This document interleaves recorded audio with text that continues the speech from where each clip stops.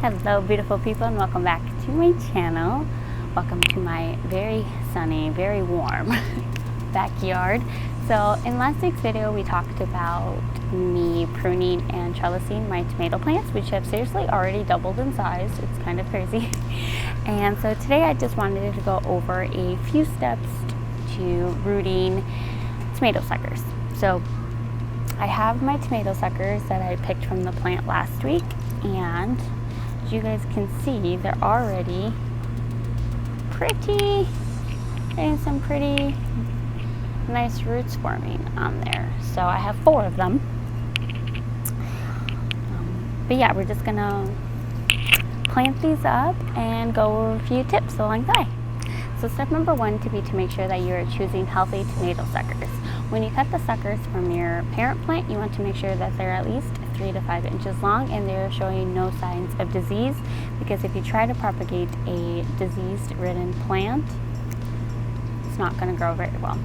And just make sure that when you are trimming the suckers off of the parent plant that you have clean shears or scissors to make sure that you're not introducing any disease to the plant. Step number 2 would be to move the lower leaves and immediately place in a glass of warm water. And you want to make sure it's warm water so that way the plant doesn't suffer too much shock. The leaves will wilt due to some shocking from cutting. Just make sure that you don't have your suckers in direct sunlight. Once the leaves look normal, you can return your cuttings to a sunny windowsill, or you can put them back outside in the garden. Step number 3 would be to change the water frequently. You want to make sure that you're changing the water every few days, and again, make sure that it's warm water to make sure that you're not disturbing the new growth too much. Step number 4 would be transplant the tomatoes, which is what I'm going to be doing today. Now, once the roots are at least 1 inch long, you can transplant your tomatoes, which is step number 4, which is what we're going to be doing today. And you can either put them directly outside in the garden, or you could do what I'm going to do, and that is put them in a container so that way they can adjust to growing in soil before you move them to your garden officially.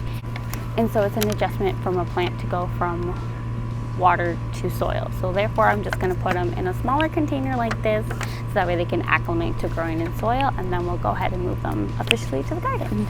Step number 5 would be to pamper your young seedlings. Like, you want to make sure after you transplant them, you give them a good water and keep them well watered while they're adjusting to the soil, and keep them out of direct sunlight until they start to form new foliage. Once they have new foliage, then you know it's safe to put them in the direct sunlight. And then finally, step number 6 is to transplant your tomatoes. Now, if you have your tomatoes inside, make sure you are hardening them off before you put them back in the garden, because the sun is harsh, especially back here in my yard, and you will risk burning your plant if you don't harden it off properly. So just make sure you take 1 to 2 weeks, harden it off, and then go ahead and transplant your tomato suckers to their permanent spot in your garden. Rooting tomato suckers and growing new plants is a nifty little way of getting an additional harvest out of your tomato plants for free.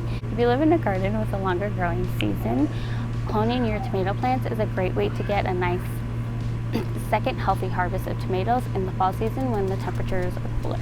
So now that we went over some tips, I'm just going to go ahead and plant these suckers and get them out of this damn sunlight. Okay, so I just have some Nature's Care organic and natural potting mix. So I just have this. I usually get like a soil that's specific for tomatoes, but I'm out of that and this is all I have, so we're just going to use that. Just add some soil in there. And if you want to, you can add a tiny bit of fertilizer, but you don't necessarily have to. I won't add the fertilizer until I put the plants in the ground. Just want to make sure. And then I'm just going to put 1 per cell. Just make sure putting enough soil in there. And these won't be in here for long, so I'm not really worried about them already being big.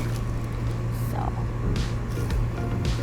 they're just going to be in here for a little bit just to make sure that their roots are adjusting to soil.